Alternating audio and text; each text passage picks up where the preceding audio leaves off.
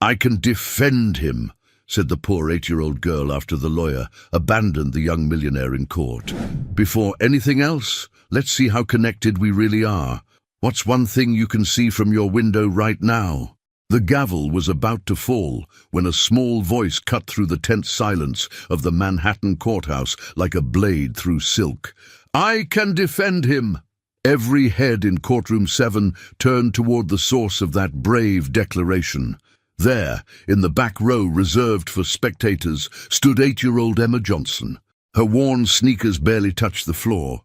Her faded pink dress was 2 sizes too big, and her dark curls were held back with a rubber band that had seen better days. But her brown eyes burned with determination that would have made seasoned attorneys envious. Judge Harrison, a stern man in his 60s who had seen everything in his 30 years on the bench, removed his glasses and stared. "Young lady, this is not a place for games." Emma stepped into the aisle, her chin raised despite the trembling in her small hands. "I'm not playing, Your Honor. I know the law, and I know he's innocent." At the defendant's table, 28-year-old Michael Thompson looked up with exhausted surprise. The heir to Thompson Industries had been fighting fraud charges for 6 months, watching his life crumble as evidence seemed to pile against him. His own attorney, Richard Davis, had just announced his withdrawal from the case, claiming irreconcilable differences with the client's approach. But Emma had seen what others missed. She had watched Richard Davis whisper urgently into his phone during recess, had noticed how his eyes kept darting to the woman in the expensive navy suit sitting 3 rows behind the prosecution table. Victoria Sterling, Michael's fiancée of 2 years, sat perfectly composed, her manicured fingers clutched around a designer purse. "Your Honor," Emma continued, her voice growing stronger with each word, "I've been studying this case from the gallery for 3 weeks. I've read every document filed, heard every testimony. Mr. Thompson is being framed, and I can prove it." The prosecutor, a sharp-faced woman named Linda Morrison, laughed dismissively. "Your Honor, this is ridiculous. We cannot allow a child to disrupt these proceedings." But Judge Harrison held up his hand. Something in the girl's earnest demeanor intrigued him. "What exactly are you claiming?" "Young lady," Emma's heart pounded, but she thought of her father's words before he died. "Emma, honey, sometimes the smallest voice can speak the loudest truth." Robert Johnson had been a paralegal before cancer took him 2 years ago, and he had filled Emma's young mind with legal knowledge most adults never acquired. "I'm claiming conspiracy, Your Honor. Mr. Davis didn't withdraw because of differences with his client. He withdrew because someone paid him to fail, someone who stands to gain everything if Michael Thompson goes to prison." Victoria Sterling's composed mask slipped for just a moment, her knuckles whitening around her purse handle. Michael leaned forward, hope flickering in his green eyes for the first time in months. "How could you possibly know?" "Because," Emma interrupted, pulling a small notebook from her dress pocket, "I've been taking notes, and lawyers aren't the only ones who can recognize when something doesn't add up." Judge Harrison studied the determined child before him. In all his years, he had never encountered such an unusual situation. "Young lady, what is your name?" "Emma Johnson, Your Honor. My daddy taught me that justice isn't about who has the most money or the fanciest suit. It's about truth." The courtroom buzzed with whispers. Reporters in the back row leaned forward, sensing a story that would make headlines. This wasn't just another corporate fraud case anymore. This was David versus Goliath, with David being an 8-year-old girl in a thrift store dress. "Your Honor," Richard Davis interjected, his voice strained, "surely we cannot entertain this fantasy. The child has no legal standing, no credentials." "But she has eyes," Emma shot back, "and she knows how to count. Mr. Davis, why did you receive 3 payments of $50,000 each in the past month? Payments that came from an offshore account registered to Sterling Enterprises?" The silence that followed was deafening. Victoria Sterling went pale, and Richard Davis looked like he'd been struck by lightning. Judge Harrison set down his gavel. Counselor Davis, I think you and I need to have a serious conversation. As for you, young lady, I believe this court needs to hear exactly what you've discovered." Emma nodded solemnly, knowing that in the next few minutes she would either save an innocent man or destroy his last chance. But as she looked at Michael Thompson's grateful eyes, she knew her father would be proud. Robert Johnson had always told her that courage wasn't about being fearless.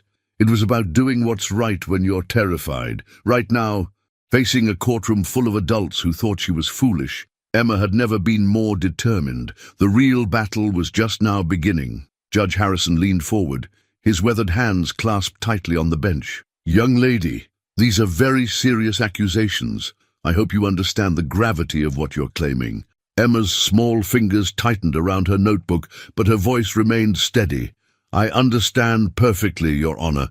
My daddy always said that telling the truth is never wrong, even when it's scary."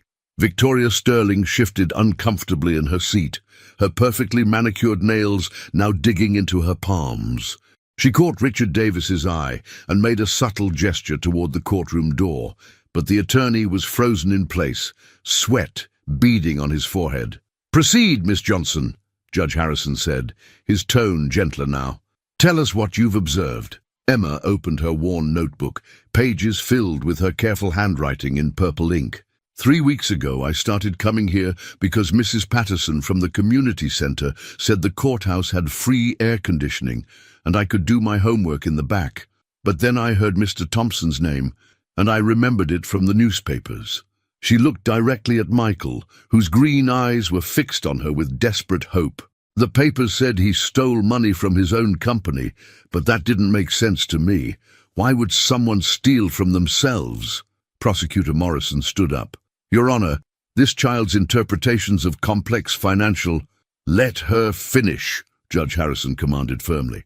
Emma continued, her confidence growing. "So I started listening, and I noticed things.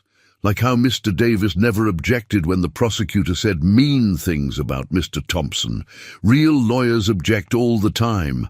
I learned that from watching TV with my daddy." A few chuckles rippled through the gallery, but Emma's expression remained serious. "Then I saw the bank statements they showed in court. The money that supposedly went to Mr. Thompson's personal account? It went to account number 847592018. But look here." Emma held up a crumpled piece of paper. "This is a receipt I found in the trash outside the courthouse last week. It's from Mr. Davis's lunch, and he wrote this same account number on the back with the initials VS. The courtroom erupted in whispers. Victoria Sterling's face had gone completely white. Richard Davis finally found his voice. "Your Honor, this is preposterous. A child rummaging through garbage." "Mr. Davis," Judge Harrison's voice cut like ice, "I suggest you remain quiet unless you're prepared to explain this account number." Emma wasn't finished. She pulled out another piece of paper, this one neatly folded. "Yesterday, I heard Miss Sterling talking on her phone during recess. She said, and I wrote it down exactly, 'Richard, stick to the plan. Once Michael is convicted, I'll inherit everything through the engagement contract. Then we can disappear to the Cayman Islands like we discussed." The silence in the courtroom was deafening. Michael Thompson stared at his fiancée in shock, his face a mixture of heartbreak and betrayal. "Victoria?" he whispered. "Is this true?" Victoria Sterling stood abruptly, her designer purse clutched against her chest. "This is ridiculous. A child's fantasies and coincidences." "Then you won't mind if we examine your phone records," Emma said quietly, "because I also wrote down the exact time of that call. Yesterday at 2:47 p.m. during the afternoon recess." Judge Harrison was already reaching for his gavel. "Bailiff, I want Ms. Sterling's phone secured immediately. Mr. Davis, you will surrender all financial records related to this case." But Victoria was already moving toward the exit, her heels clicking frantically against the marble floor. "I don't have to listen to this nonsense." "Miss Sterling, you will stop right there," Judge Harrison commanded. But Victoria was pushing through the crowd of stunned spectators. Emma suddenly gasped, pointing toward the defendant's table. "Mr. Thompson, look in your briefcase. The blue folder. Check the blue folder." Michael, still reeling from the revelations, mechanically opened his briefcase and pulled out a blue folder he'd never seen before. Inside were documents, forged signatures, fake transactions, all bearing his name. "I've never seen these before," he said, his voice hollow. "Because Miss Sterling planted them there," Emma exclaimed. "I saw her slip something into your briefcase when you went to the bathroom 20 minutes ago.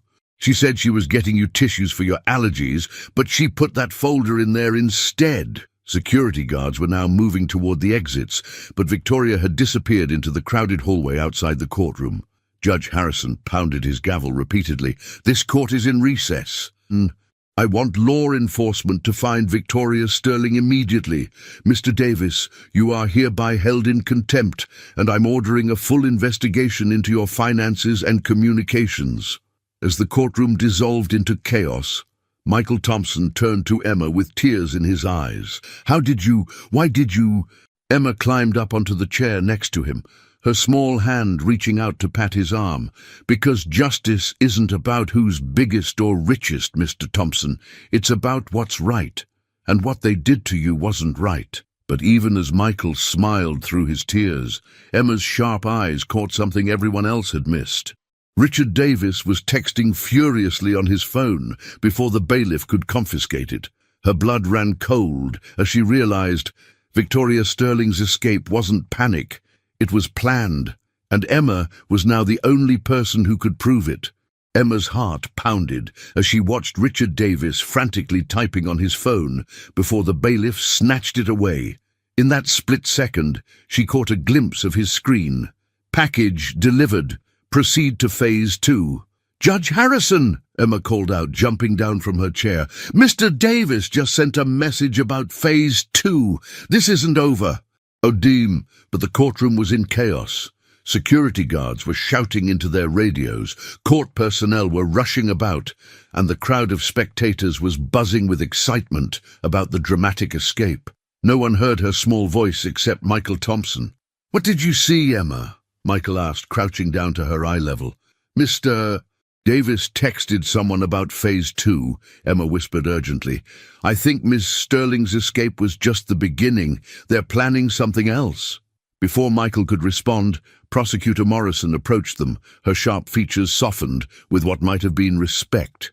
"Miss Johnson, I owe you an apology. In 20 years of prosecution, I've never seen anything like this." Emma looked up at the tall woman. "Does this mean you believe Mr. Thompson is innocent now?" "It means we need to find Victoria Sterling and get to the bottom of this conspiracy," Morrison replied. "But first, we need to keep you safe. If what you're saying is true, you might be in danger." Emma's eyes widened. She hadn't thought about that. "But I'm just a kid. Why would they want to hurt me?" "Because, sweetheart," came a new voice from behind them, "you're the only witness to their entire plan." They turned to see Detective Sarah Chen, a petite Asian woman in her 40s, with kind but sharp eyes. She had been observing the proceedings from the back of the courtroom.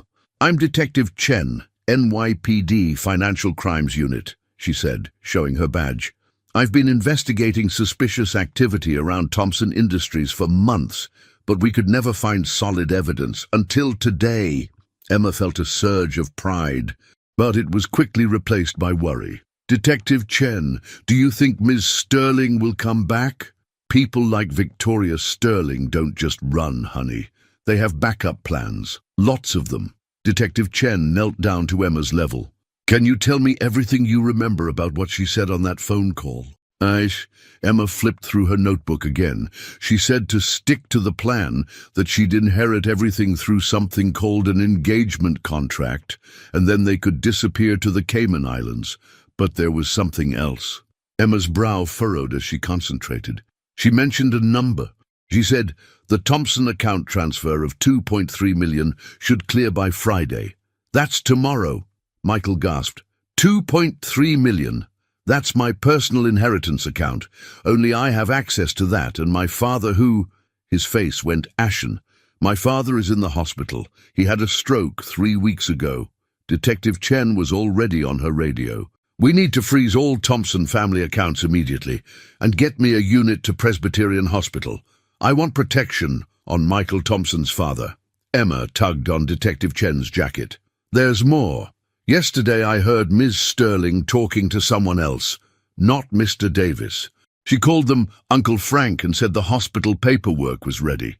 A chill ran through the group. Michael grabbed Emma's shoulders gently. "Emma, what kind of hospital paperwork?" "Something about changing who gets the money if something happens to your dad." Emma's voice was barely a whisper. "She said it would look like a natural progression after the stroke." Detective Chen's face hardened. "We need to get to that hospital, now." As they rushed out of the courtroom, Emma noticed something that made her blood freeze. In the hallway, she spotted a man in a hospital uniform reading a newspaper by the water fountain. When he saw their group, he quickly folded the paper and began walking in the same direction they were heading. "Detective Chen," Emma whispered, pointing discreetly. "That man in the hospital clothes. He's following us." Detective Chen glanced over casually, then immediately spoke into her radio in code. "We have a tail. Grey scrubs. 6'2", headed east on level 3. But when they turned the corner, the man had vanished. "He's gone," Michael said, looking around nervously. Emma shook her head, her young mind processing the patterns she'd learned to recognize. "He's not gone. He's getting ahead of us." She looked up at Detective Chen with frightened but determined eyes. "They know we figured it out. They're going to try to stop us from reaching the hospital." As if on cue, Detective Chen's radio crackled. "All units, be advised. Presbyterian Hospital just reported a power outage in their administrative wing. Security cameras are down." Top. Emma's notebook fell from her trembling hands as the terrible realization hit her. "They're not just stealing Mr. Thompson's money," she whispered.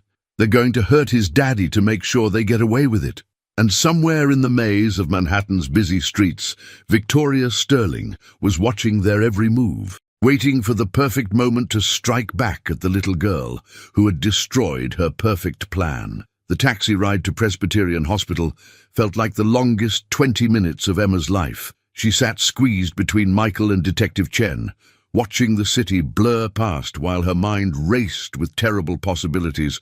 "Detective Chen," Emma said quietly, "what if we're already too late?" "We won't be," Detective Chen replied firmly, but Emma could see the worry in her eyes. "My partner is already at the hospital making sure Mr. Thompson Sr. is safe." Michael stared out the window, his hands clenched into fists. "I should have seen it. 2 years I was with Victoria. And I never suspected." His voice cracked. "She was at the hospital every day after Dad's stroke. Said she wanted to help with the paperwork." Emma's notebook was open on her lap, and she was frantically writing down everything she could remember. "Mr. Thompson, did Ms. Sterling ever ask you to sign papers you didn't read?"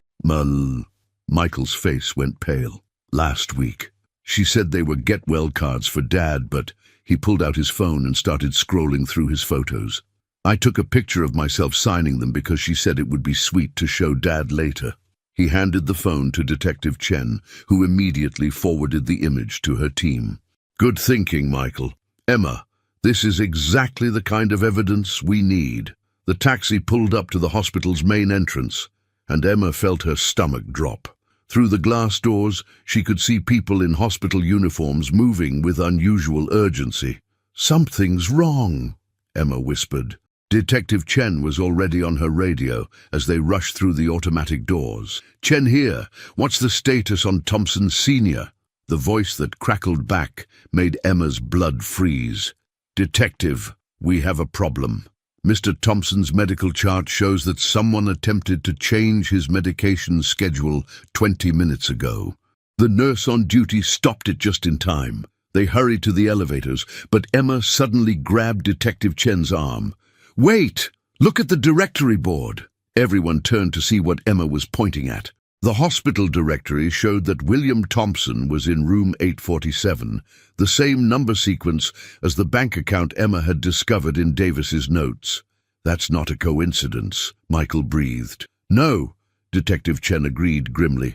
"They've been planning this for months, As the elevator doors opened on the 8th floor, Emma's sharp eyes immediately spotted something that didn't belong. At the nurse's station, a woman in scrubs was rapidly typing on a computer, but her fingernails were perfectly manicured, just like Victoria Sterling's. "There!" Emma pointed. "That's not a real nurse." The woman at the computer looked up at Emma's voice, and for one terrible moment, their eyes met. It was Victoria Sterling, wearing a blonde wig and hospital scrubs, her face twisted with rage at being discovered by the little girl who had ruined everything. Victoria grabbed something from the nurse's station and ran toward the stairwell. But not before Emma saw what she had taken, a syringe filled with clear liquid. "She's got medicine," Emma shouted. "She's going to hurt Mr. Thompson." Detective Chen was already calling for backup, but Victoria had a head start.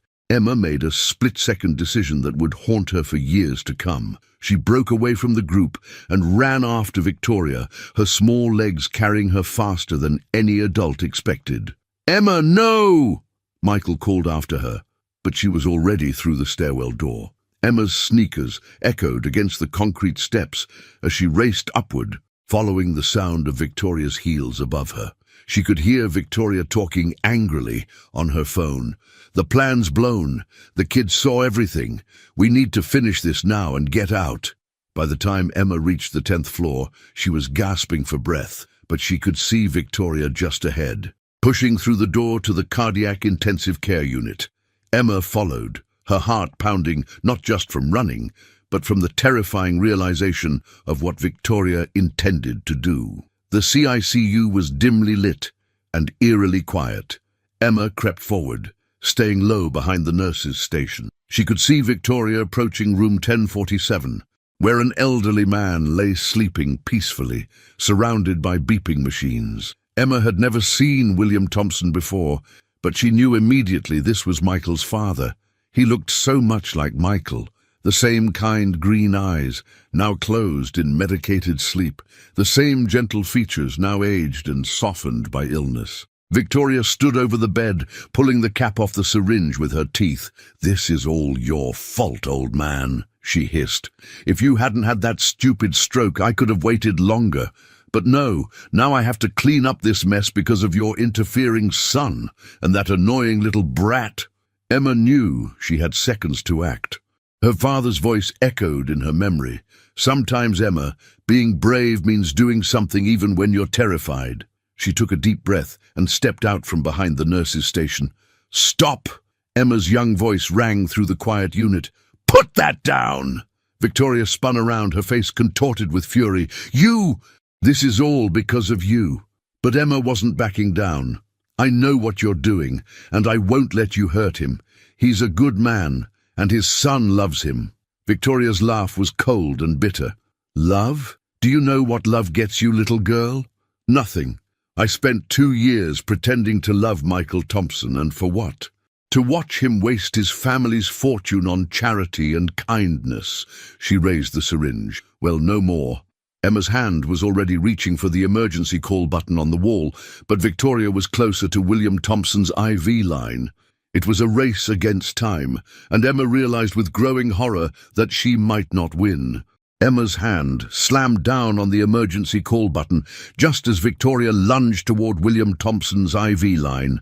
Alarms began blaring throughout the cardiac unit, but Victoria was already inserting the syringe into the medication port. "Too late, little brat!" Victoria snarled, pressing down on the plunger. But Emma had one more trick up her sleeve, something she'd learned from watching her father work with medical equipment during his cancer treatments. She grabbed the IV tubing below the injection site and kinked it hard, stopping the flow of whatever poison Victoria had injected. "What did you—" Victoria started. But Emma was already shouting at the top of her lungs. "Help! Somebody help! She's trying to kill him!" The CIQ erupted into activity. Real nurses came running from every direction. Security guards poured through the doors, and Emma could hear Detective Chen's voice shouting orders from the stairwell. Victoria realized her plan had failed and made a desperate grab for Emma. "You've ruined everything! I'll make you pay for this!" But Emma was small and quick. She ducked under Victoria's reaching arms and ran toward the approaching security guards. She poisoned his IV. I stopped the flow, but you need to flush the line. Dr. Martinez, the head of cardiology, took one look at the scene and immediately began barking orders. Get me a new IV line, stat. Security, restrain that woman, and someone get this child to safety. Victoria fought like a wild animal as the security guards tried to handcuff her. You don't understand. That old man is worth millions. I deserve that money more than his spoiled son. Detective Chen burst through the doors with Michael right behind her. Emma, are you hurt? Emma ran into Michael's arms, finally allowing herself to shake with the terror of what had just happened. I'm okay, but your dad, she put something bad in his medicine, doctor. Martinez was already examining William Thompson, who had begun to stir slightly from all the commotion. The child's quick thinking may have saved his life. Whatever was in that syringe, very little of it made it into his system. Michael knelt down to Emma's level, tears in his eyes. Emma, you risked your life for my father. I don't know how to thank you. You don't have to thank me, Emma said softly. That's what families do for each other. And you're my friend now, so that makes us family. Detective Chen was already processing the scene, taking photos of the syringe and interviewing witnesses. Victoria Sterling, you're under arrest for attempted murder, fraud, conspiracy, and about 6 other charges I'll think of on the way to the station. As they led Victoria away in handcuffs, she turned back to Emma with pure hatred in her eyes. This isn't over, little girl. I have friends you've never dreamed of. People who don't like children who interfere with business. Emma felt a chill run down her spine. But she stood tall. My daddy taught me that bad people always make threats when they're scared, and you look really scared to me. Dr. Martinez finished his examination of William Thompson and turned to the group. He's going to be fine. No permanent damage. In fact, he paused, looking puzzled. This is odd, looking... His neurological responses are actually better than they've been since the stroke. It's almost as if... As if what? Michael asked urgently. As if someone had been deliberately keeping him sedated beyond what was medically necessary. Dr. Martinez frowned. I'll need to review his medication charts from the past 3 weeks. Emma pulled out her notebook and flipped to a page near the back. Doctor, would this help? She handed him a piece of paper she'd found in the hospital trash can during one of her visits. I found this when I was throwing away my juice box last week. It has Ms. Sterling's signature and something about maintaining cognitive suppression levels. Now, Dr. Martinez's eyes widened as he read the document. This is medical malpractice of the highest order. This woman has been deliberately keeping this man in a medically induced fog to prevent him from making coherent decisions about his finances. Michael sank into a nearby chair, overwhelmed. So she's been slowly killing my father for weeks, and I never knew. Emma climbed up onto the chair next to him. But we stopped her, Mr. Thompson. And your daddy is going to get better now. Look, he's already starting to wake up. Indeed, William Thompson's eyes were beginning to flutter open, and for the first time in weeks, they seemed clear and focused. Michael? The old man's voice was weak but unmistakably lucid. Son, is that you? Michael grabbed his father's hand, tears streaming down his face. Yes, Dad. I'm here. We're both here. This is Emma. She's the little girl who saved your life. William Thompson turned his gaze to Emma, and she saw the same kind green eyes that his son had inherited. Hello, Emma. Thank you for taking care of my boy. Emma felt warm all over. You're welcome, Mr. Thompson. Your son is very brave. He's been fighting to prove he didn't steal any money. William's face darkened. Stealing? Michael would never. Wait. You or she? His eyes sharpened with returning awareness. Victoria, she made me sign papers. I couldn't think clearly, but she kept insisting. Detective Chen stepped forward. Mr. Thompson, we're going to need your help to make sure Victoria Sterling and her accomplices pay for what they've done. But first you need to rest and recover. As the medical team worked to flush William's system and adjust his medications, Emma noticed something that made her stomach drop. Through the window, she could see a black sedan parked across the street from the hospital, and even from the 10th floor, she could make out a figure watching the building through binoculars. Victoria Sterling's threats hadn't been empty after all. Emma was about to discover that saving Michael and his father was only the beginning of a much larger and more dangerous game. Emma tugged on Detective Chen's sleeve, her eyes fixed on the window. "Detective, there's someone watching us from across the street." Detective Chen followed Emma's gaze and immediately stiffened. "Michael, take Emma and your father to the secure wing, now." But before they could move, Emma's sharp eyes caught something else, something that made her blood freeze completely. "Detective Chen," she whispered, "look at the man by the elevator." A tall man in an expensive suit had just stepped off the elevator, and he was walking directly toward William Thompson's room with the confident stride of someone who belonged there. But Emma recognized him from the courthouse. He had been sitting in the back row during the trial, always taking notes. "That man was at the trial every day," Emma said urgently. "He's not supposed to be here." Detective Chen's hand moved to her weapon. "Security to the 10th floor, CICU now," she spoke into her radio. But the man had heard her and was already turning around, revealing a face that made Emma gasp. It was Judge Harrison, but not the kind, grandfatherly judge from the courtroom. This man's eyes were cold and calculating, and when he saw Emma pointing at him, his expression turned murderous. "Hello, Miss Johnson," Judge Harrison said, his voice now stripped of all warmth. "You've been quite the little detective, haven't you?" Emma instinctively stepped behind Michael, but her mind was racing. "You're not supposed to be here. Judges don't visit hospitals." "Very observant, child, but then again, you've always been too observant for your own good." Judge Harrison reached into his jacket and Detective Chen immediately drew her weapon. "Don't move!" Detective Chen commanded. Judge Harrison laughed but kept his hands visible. "Relax." "Detective, I'm not here to hurt anyone. I'm here to make a business proposition." Michael stepped forward, still holding his father's hand. "What kind of business proposition?" "The kind that keeps little Emma here safe and sound," Judge Harrison replied smoothly. "You see, Victoria Sterling was just a small part of a much larger operation. We've been systematically acquiring valuable properties and assets from wealthy families across the city. The Thompson fortune was simply next on our list." Emma's notebook was clutched against her chest, and suddenly everything clicked into place. "The other cases, all those rich people who got in trouble in your courtroom, you did this to them too." "Such a bright child," Judge Harrison said with mock admiration. "Yes, Emma. The Henderson family lost their pharmaceutical company. The Rodriguez estate was liquidated after the patriarch was convicted of tax evasion.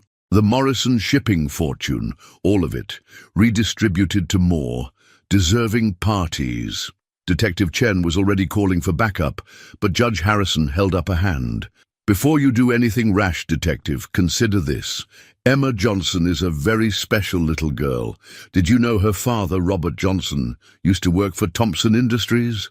Emma's eyes widened. She had never known exactly where her father worked. "Robert discovered some irregularities in Thompson Industries' books, irregularities that would have exposed our entire operation.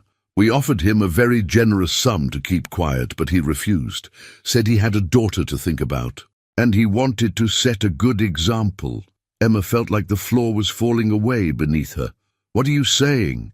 "I'm saying, dear child, that your father's cancer wasn't entirely natural, and your mother's convenient disappearance 6 months later, well, let's just say she chose money over motherhood when we made her a better offer." The words hit Emma like physical blows. Michael's arm tightened around her protectively, but she could barely breathe. "You're lying," Emma whispered, but even as she said it, she remembered things that had never made sense. Her mother's sudden coldness toward her father during his illness, the mysterious phone calls, the way her mother had packed only her own belongings when she left Emma at the community center. "Your mother is currently living quite comfortably in Switzerland under a new identity," Judge Harrison continued cruelly. "She sends her regards." "Oh, wait. No, she doesn't. She specifically requested never to hear about you again." Emma felt tears burning her eyes, but through her pain, her analytical mind was still working. If this is all true, then why are you telling me? Why not just— She couldn't finish the sentence. Because you, my dear Emma, are now going to help us complete what we started. You see, your little heroics tonight have actually worked in our favor. With Victoria arrested, we need someone else to have legal access to the Thompson accounts. Someone young, sympathetic, someone the courts would trust. Detective Chen stepped forward. Over my dead body. That can be arranged, came a new voice from the doorway. Everyone turned to see 3 more men in suits entering the room. Emma recognized one of them. It was Richard Davis, who was supposed to be in jail. Emma's world was spinning out of control, but one thing was becoming crystal clear. The conspiracy was much bigger than anyone had imagined, and she was right in the center of it. Judge Harrison smiled coldly. Now then, little Emma, let's discuss how you're going to help us finish what your father tried so hard to stop. After all, you wouldn't want anything to happen to your new friends, would you? As Emma looked around the room at Michael, his awakening father, and Detective Chen, she realized that saving them from Victoria Sterling had been the easy part. The real nightmare was just beginning. Emma stared at Judge Harrison and his 3 accomplices, her mind racing despite the crushing revelation about her parents. The little girl who had solved a conspiracy was now trapped in an even bigger one. But she wasn't the same frightened child who had first stood up in that courtroom. What exactly do you want me to do? Emma asked, her voice steadier than she felt. Judge Harrison smiled, but it was the cold smile of a predator. Smart girl, always thinking. Your father had the same quality. It's what made him so valuable, and ultimately so dangerous. Detective Chen shifted slightly, her hand still near her weapon. Whatever you're planning, Harrison, it won't work. My backup is already on the way. Richard Davis laughed from the doorway. Your backup? Detective, half the NYPD is on our payroll. How do you think I walked out of that holding cell so easily? Emma felt her heart sink, but then she remembered something her father had always told her. When everything seems hopeless, Emma, look for the smallest detail that others have missed. And there it was. Judge Harrison kept checking his expensive watch, not like someone waiting for backup, but like someone working against a deadline. You're in a hurry, Emma observed quietly. Something's going wrong with your plan. Judge Harrison's smile faltered slightly. Clever as always. Yes, Emma, your little courtroom performance today has accelerated our timeline considerably. We need to complete the Thompson acquisition and disappear before federal investigators arrive tomorrow morning. Michael spoke up from beside his father's bed. Federal investigators? Oh yes, Judge Harrison continued. It seems someone has been feeding information to the FBI about judicial corruption in this district. We have perhaps 8 hours before they raid my chambers and freeze all the accounts we've been using. Emma's mind was working furiously. Someone else knew about the conspiracy, someone with enough power to bring in federal agents. But who? The question now, Judge Harrison said, is whether you'll help us complete this final transaction voluntarily, or whether we'll need to provide you with additional motivation. No, one of the men by the door stepped forward and whispered something in Judge Harrison's ear. The judge's face darkened. It seems we have another complication. Detective Chen, it appears your partner has been asking uncomfortable questions about tonight's events. Mr. Davis, and please make a call and ensure Detective Rodriguez meets with an unfortunate accident on his way here. No, Emma shouted, then caught herself. She needed to be smarter. I mean, I'll help you, but I want to know exactly what you need me to do first. Judge Harrison studied her carefully. You'll testify tomorrow that Michael Thompson confessed to you about additional hidden accounts. You'll say he told you the location of offshore funds that we've already prepared. With your testimony, we can seize the remaining Thompson assets legally. Emma nodded slowly, but her sharp eyes had caught something crucial. Judge Harrison's expensive watch wasn't just any watch. It had an engraving on the side that she could just make out. To Frank, love always. Margaret. Frank. Victoria had mentioned Uncle Frank in one of her phone calls. Judge Harrison was the Uncle Frank that Victoria had been reporting to. "I need some time to think about exactly what I'm going to say," Emma said carefully, "and I want to make sure Mr. Thompson and his dad are going to be safe." "Of course," Judge Harrison said magnanimously. "You have until 6 a.m. tomorrow. The hearing is at 8 a.m. sharp." He gestured to his men. "Mr. Davis will stay here to ensure our new young witness remains motivated." As Judge Harrison and 2 of his men left, Emma felt the walls closing in, but she also felt something else, a spark of the same determination that had carried her through everything so far. Richard Davis settled into a chair by the door, clearly planning to watch them all night.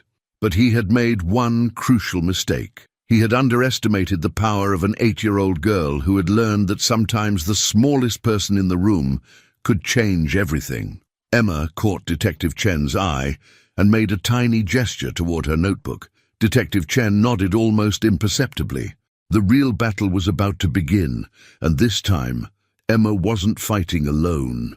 The hours crawled by in William Thompson's hospital room. Richard Davis sat by the door, alternating between checking his phone and glaring at Emma, who appeared to be sleeping curled up in the chair next to Michael. Detective Chen dozed fitfully in another chair, her hand never far from her weapon. But Emma wasn't sleeping. Her mind was working through every detail she had observed, every conversation she had overheard, every clue she had gathered over the past 3 weeks. More importantly, she was remembering things about her father that she had never understood before. Robert Johnson had been more than just a paralegal. Emma now recalled the late-night phone calls he had made during his illness, speaking in hushed tones about patterns and irregularities. She remembered him teaching her how to recognize forged documents, how to spot lies in people's body language, how to memorize important details. He hadn't just been teaching her life skills, he had been preparing her for this moment. Around 3 a.m., when Richard Davis's vigilance was at its lowest, Emma carefully opened her notebook to a page she had marked earlier. Written in her father's handwriting she had practiced copying for years, was a phone number and a single word: insurance. Emma had found this page tucked inside one of her father's old legal books 2 years ago, but she had never understood what it meant. Now, looking at the number, she recognized the area code, Washington, D.C. While pretending to adjust her position in the chair, Emma managed to catch Detective Chen's attention. Using sign language that her father had taught her for emergencies, she spelled out FBI. Detective Chen's eyes widened slightly, but she gave no other indication that she had understood. Emma then pointed to her notebook and mouthed silently, "My dad knew." Over the next hour, Emma carefully communicated her plan to Detective Chen using a combination of sign language and barely perceptible gestures. It was risky, dangerous, and depended on split-second timing, but it was their only chance. At 4:15 a.m., William Thompson began to stir more actively as the last of Victoria's sedatives left his system. His movements woke Michael, who immediately went to his father's side. "Dad, how are you feeling?" William's eyes opened, and for the first time in weeks, they were completely clear and alert. "Michael," he said, his voice stronger than it had been since the stroke. "Son, I need to tell you something important about the company, about what Victoria made me sign." Richard Davis immediately stood up, his attention focused on the bed. This was exactly what Emma had been waiting for. Moving with the silent grace that only children seem to possess, Emma slipped out of her chair and crept toward the small bathroom attached to the hospital room. Davis was so focused on William Thompson's words that he didn't notice the 8-year-old girl disappearing behind him. Once in the bathroom, Emma pulled out her father's phone, the one the community center had let her keep as a memento. She had charged it secretly for 2 years, hoping against hope that someday her mother might call. With shaking fingers, she dialed the number from her father's note. "Federal Bureau of Investigation, emergency line," came a crisp voice. "My name is Emma Johnson," she whispered. "My father was Robert Johnson." He left me a note that said to call this number if Judge Harrison ever tried to hurt people. There was a pause, then the voice became urgently interested. Emma, stay on the line. Are you in immediate danger? Yes. I'm at Presbyterian Hospital, room 1047. Judge Harrison is stealing money from families, and he killed my daddy, and he's going to make me lie in court tomorrow, and— Emma, slow down. We know about your father. He was one of our informants. We've been building a case against Harrison's operation for 3 years. Emma felt her knees go weak. My daddy was helping the FBI. Duh, he was a hero, Emma. And if you're calling this number, it means you're in terrible danger. We have agents 3 minutes away from your location. Emma heard Richard Davis's voice getting louder outside the bathroom door. Where's the girl? They found me, Emma whispered into the phone. Emma, listen carefully. Get to the main elevator and press the emergency stop button. Our agents will reach you there. Can you do that? Emma nodded, even though the person on the phone couldn't see her. Yes. She hung up and carefully opened the bathroom door. Richard Davis was looking around frantically, and Detective Chen was on her feet, hand on her weapon. She can't have gone far, Davis was saying. The kid's probably hiding somewhere in this room. Emma took a deep breath, remembering her father's words. Sometimes, Emma, the bravest thing you can do is trust in the plan, even when you can't see how it will work out. She stepped out of the bathroom. I'm right here, Mr. Davis. Davis spun around, relief and anger warring on his face. Don't ever do that again, you little— His words were cut off by the sound of the elevator doors opening down the hall, followed by authoritative voices saying, FBI, nobody move. Emma smiled for the first time in hours. I think my daddy's friends are here. The final phase of Robert Johnson's plan was finally in motion. The hospital corridor erupted into controlled chaos as FBI agents in tactical gear spread out through the 10th floor. Emma heard Agent Rodriguez, Detective Chen's partner, who was very much alive and now revealed to be an undercover federal agent, coordinating the operation over the radio. Richard Davis went pale as he realized the trap had been sprung. This is impossible. The kid couldn't have— The kid has been working with federal agents longer than you've been stealing from families, Detective Chen said with satisfaction, finally dropping her exhausted pretense. Did you really think we'd let an 8-year-old face this alone? Emma felt overwhelming relief, but also confusion. Detective Chen, you knew about my daddy? Your father was a brave man, Emma. When he discovered the financial irregularities at Thompson Industries, he didn't just report them to local authorities. He went straight to the FBI. He's been feeding us information about Harrison's operation for months before he died. Agent Sarah Mitchell, a tall woman with kind eyes, entered the room and knelt down to Emma's level. Hi, Emma. I'm Agent Mitchell. Your dad talked about you all the time. He was so proud of how smart and brave you were. Emma felt tears welling up, but Judge Harrison said my daddy was killed because he wouldn't take money. No, Judge Harrison told you a lot of lies tonight, sweetheart. Your father died of cancer, just like you thought. But before he died, he made us promise to watch over you and to stop Harrison's operation. Agent Mitchell's voice softened. He knew that if something ever happened to him, Harrison might try to use you to get to the Thompson family. Michael looked stunned. So everything that happened in court today was Emma following her instincts and her father's training, combined with federal agents positioning themselves to catch Harrison in the act, Agent Mitchell explained. When Emma stood up in that courtroom, she triggered a plan that's been 3 years in the making. Richard Davis made a desperate lunge toward the window, but 2 agents were already there to restrain him. As they cuffed him, Emma noticed something fall from his pocket, a small recording device. He was recording everything, Emma observed. The whole time we've been talking, he was recording it. Now, Agent Mitchell picked up the device and smiled grimly, which means we now have Judge Harrison on tape, admitting to murder, bribery, and conspiracy. Davis probably thought he was protecting himself, but he just handed us the final piece of evidence we needed. William Thompson, now fully alert and sitting up in bed, spoke for the first time since the agents arrived. Agent Mitchell, I need you to know that Victoria Sterling forced me to sign documents while I was medicated. I had no idea what I was agreeing to.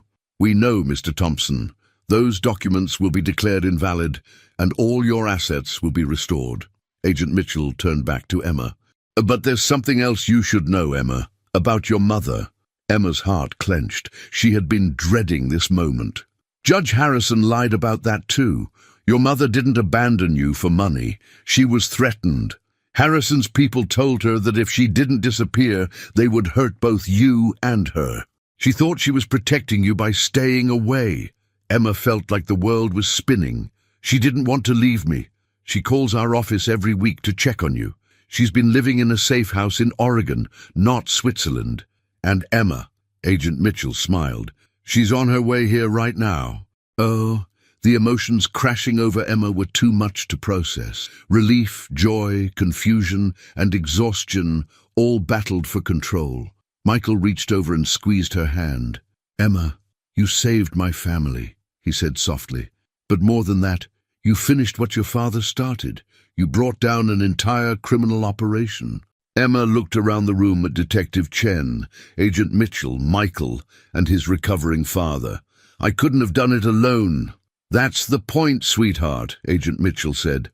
Your father taught you that justice isn't about being the strongest or the smartest person in the room. It's about good people working together to do what's right. Agent Rodriguez's voice crackled over the radio. Harrison's in custody. We got him trying to flee through the hospital parking garage.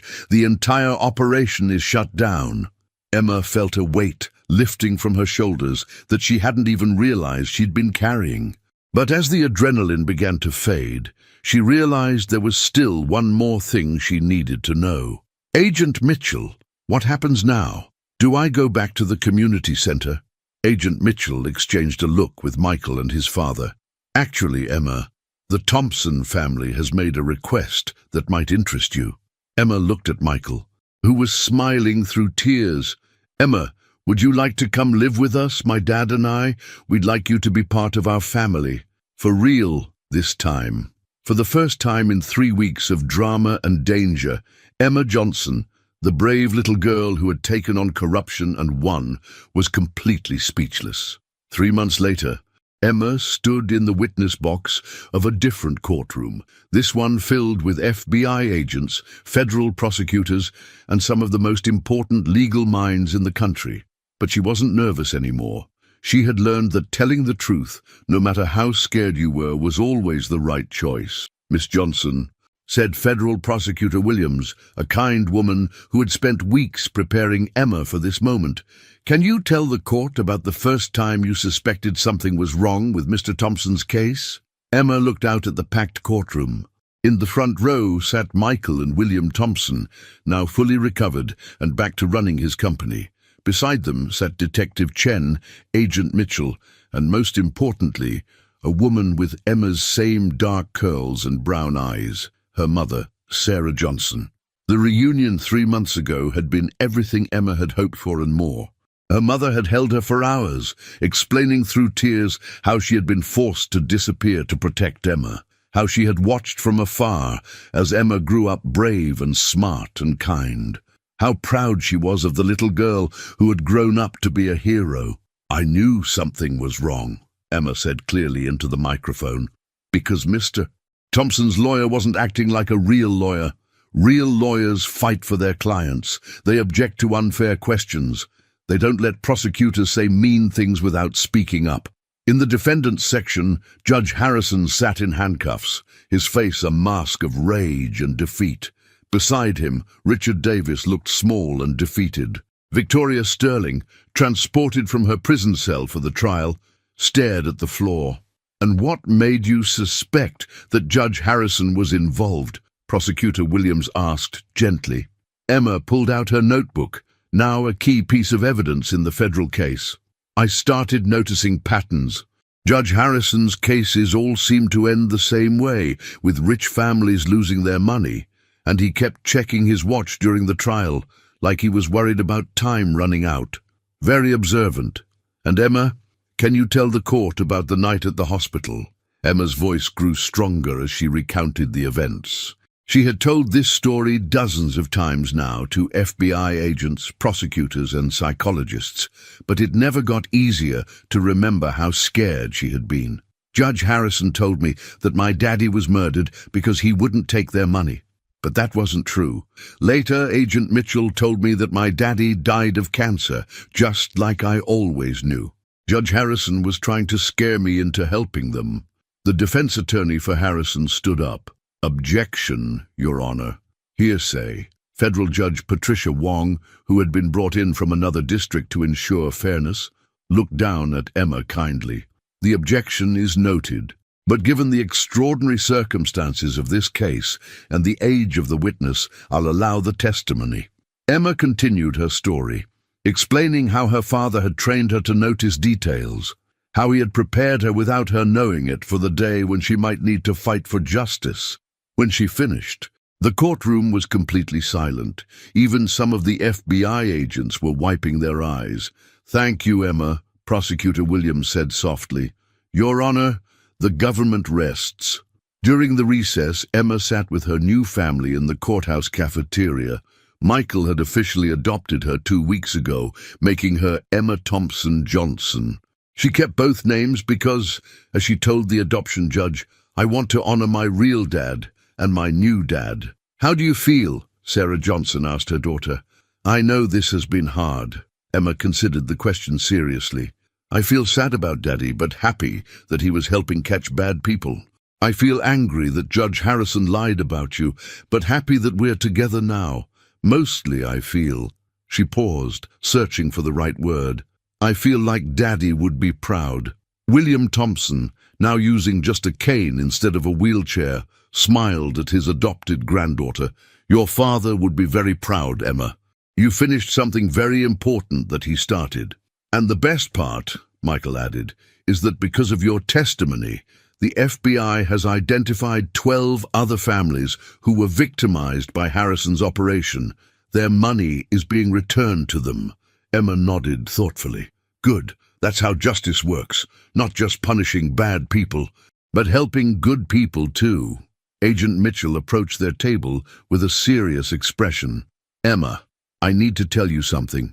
Judge Harrison's attorney wants to make a deal. He's offering to reveal the locations of all the hidden money in exchange for a reduced sentence." Emma considered this carefully. "Will the families get their money back?" "All of it." "Then I think that's good," Emma said. "Justice isn't about revenge, it's about making things right." As they walked back into the courtroom for the afternoon session, Emma felt her father's presence more strongly than she had since his death. She was no longer the scared little girl who had hidden in courthouse galleries. She was Emma Thompson Johnson, daughter of a hero, sister to a kind man, granddaughter to a wise elder, and champion of justice in her own right. The real battle had been won months ago in a hospital room. This trial was just the victory celebration. 6 months after the trial, Emma stood in the newly renovated children's wing of Presbyterian Hospital, watching as dozens of kids played in the bright, cheerful space that bore a small plaque. The Robert Johnson Memorial Playroom, where courage begins with caring. The wing had been funded by the recovered assets from Harrison's criminal operation, and Emma had insisted that part of it be dedicated to her father's memory. It seemed fitting that in the same hospital where she had saved William Thompson's life, children would now play and heal in a space honoring the man who had taught her that justice was worth fighting for. "Penny, for your thoughts?" Michael asked, approaching with 2 cups of hot chocolate from the hospital cafe. Emma accepted the warm cup gratefully. "I was thinking about something Judge Wong said after the sentencing. She said that sometimes justice takes a long time, but it always comes if good people don't give up." The sentencing had been comprehensive and satisfying. Judge Harrison received 35 years in federal prison. Richard Davis got 15 years and would never practice law again. Victoria Sterling received 20 years, with the possibility of parole in 12. Most importantly, every family that had been victimized by their operation had their assets restored with interest. "Speaking of good people not giving up," Michael said with a smile, "I have some news. The FBI called this morning." Emma looked up with interest. "Good news or bad news?" "Definitely good. They've identified Harrison's operation as part of a larger national network. Your testimony and the evidence you gathered has helped them build cases in 6 other states. They estimate that over 200 families have been victimized by similar schemes. Emma felt a familiar stirring of her investigative instincts. Are they going to catch all of them? With your help, they might. Agent Mitchell wants to know if you'd be interested in reviewing some case files. Apparently, you have a unique talent for spotting patterns that adults miss. Emma considered this seriously. At 9 years old, she had celebrated her birthday last month with both her birth mother and her adoptive family.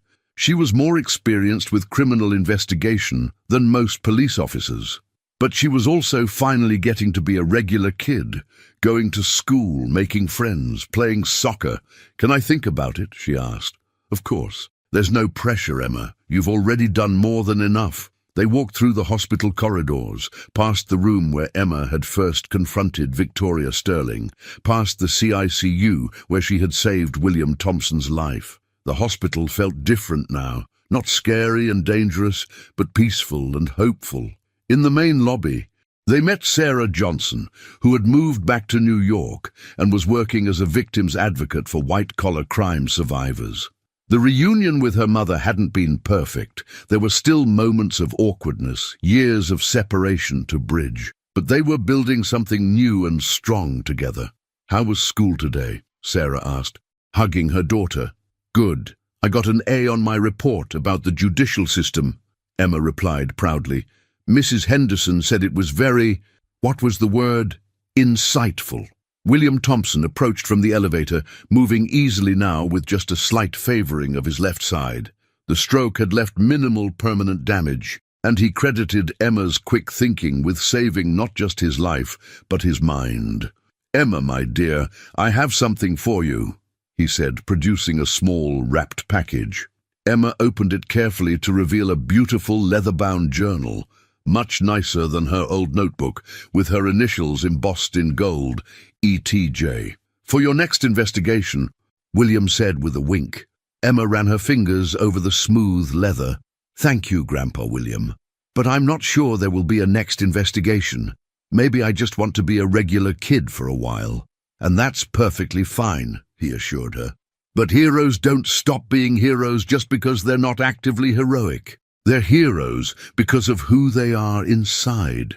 As they left the hospital together, the Thompson-Johnson family, complete and whole, Emma reflected on everything that had happened since that day she had stood up in the courtroom and declared, I can defend him. She had learned that justice wasn't about being the smartest person in the room, or the strongest, or even the bravest. It was about caring enough to act when action was needed and being willing to stand up for what was right, even when it was scary. She had learned that families weren't just about blood relationships, but about people who chose to love and protect each other. Most importantly, she had learned that her father's legacy wasn't just the work he had done for the FBI, but the values he had instilled in her. Courage, compassion, and an unshakable belief that truth would always triumph over lies if good people refused to give up. Agent Mitchell had been right. The real battle had been won in that hospital room. Everything since then had just been making sure the victory stuck. Emma Thompson-Johnson, age 9, veteran crime fighter and newly minted regular kid, was ready for whatever came next.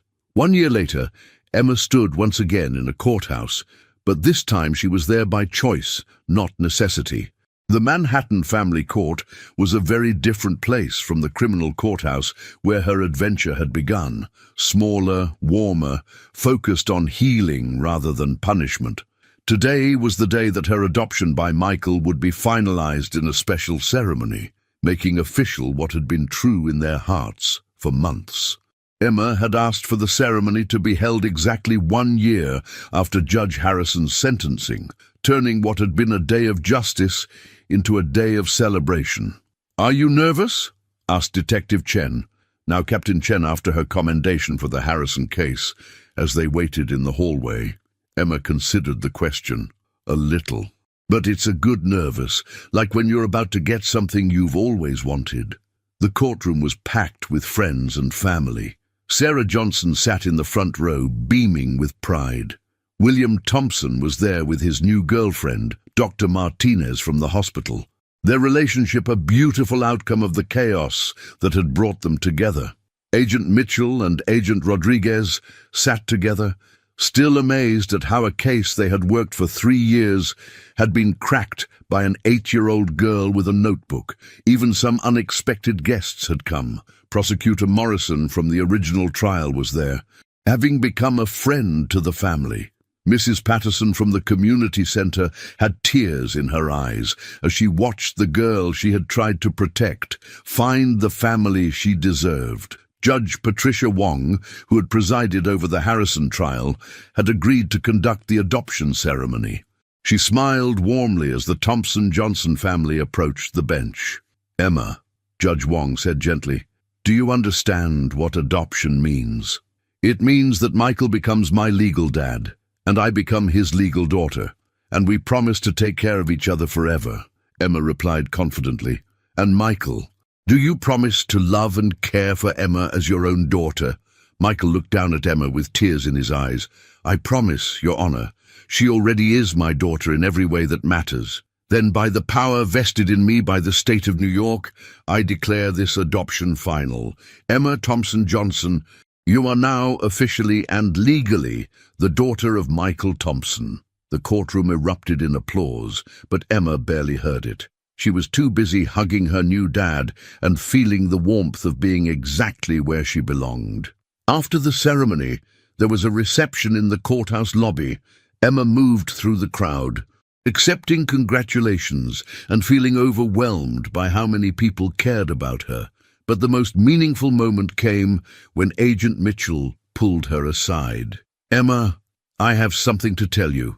The FBI has officially closed the Harrison case, and I wanted you to know the final numbers." Emma listened intently as Agent Mitchell explained that the investigation had ultimately led to the arrest of 47 people in 12 states, the recovery of over $60 million in stolen assets, and the restoration of property and savings to more than 300 families. "And it all started," Agent Mitchell said, "with a little girl who noticed that a lawyer wasn't fighting hard enough for his client." Emma felt a deep sense of satisfaction, but also something else, a sense of completion. The work her father had started was truly finished. "Agent Mitchell, can I ask you something?" "Of course." "Do you think my daddy would be proud of how everything turned out?" Agent Mitchell knelt down to Emma's level, just as she had that first night in the hospital. "Emma, your father would be amazed. He spent months gathering evidence and building trust with our team. But you accomplished in 3 weeks what we couldn't do in 3 years. You brought justice, not just to the Thompson family, but to hundreds of families we didn't even know had been hurt." Emma nodded, feeling a deep peace settle over her. "Good, that's all I ever really wanted." As the reception wound down, the Thompson-Johnson family gathered for photos. Emma stood between Michael and her mother, with William beside them, surrounded by all the people who had helped them win the fight for justice and family. "So, what's next for us?" Michael asked, as they prepared to leave. Emma thought about the question seriously. "I think I'd like to finish being 9 years old, maybe learn to ride a bike, definitely get better at soccer, and maybe," she paused, "maybe when I'm older I could help other kids who need someone to stand up for them."